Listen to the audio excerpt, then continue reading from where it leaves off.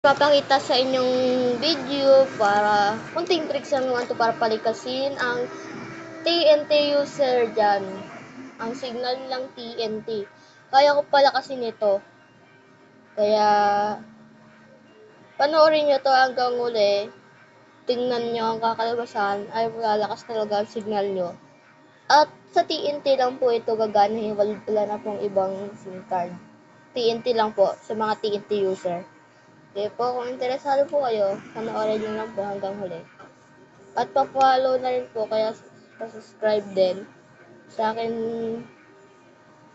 YouTube account. At tara po, umpisahan na po natin. Ngayon ay pumunta tayo sa settings. Hanapin po itong SIM network settings. Hindi po tayo makakapareho.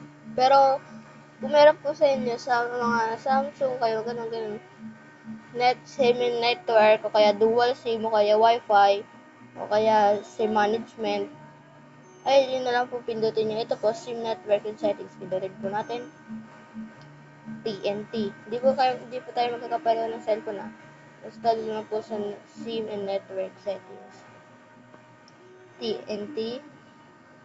I-ano po natin to. Tingnan natin. Punta po tayo sa access point name. Makikita nyo po sa ibaba. At ito po, ipapakita ko na lang po sa inyo dahil ako po ay nakagawa ng isang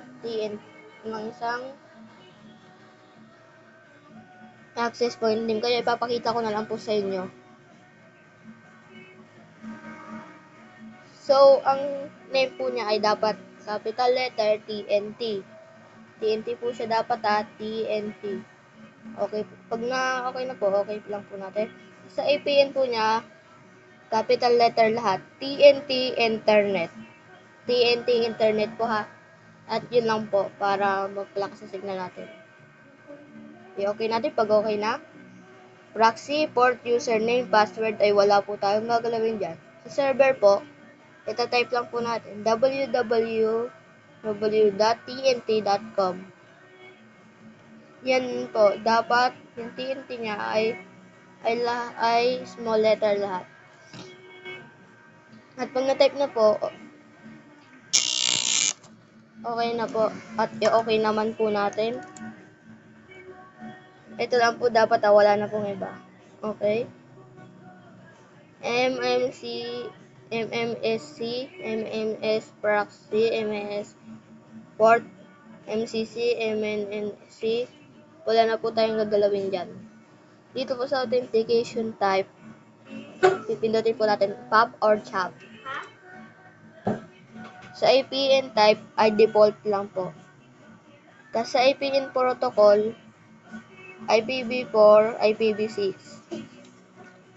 APN roaming protocol po, IPv4, IPv6.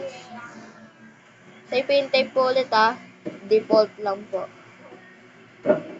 At sa bearer po niya ay LTE lang po. Pag na-type na po lahat, punta na po tayo. Dito po tayo sa tatlong bilog sa taas. Save na po natin.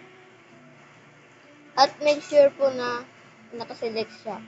Reset lang po natin ng ating data. Airplane mode, 5 to 10 seconds.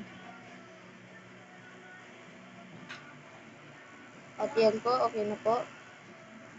Antay na lang po natin siya mag-load. Tapos tingnan na po natin. Speed test. Yeah. Go. Tingnan niyo po.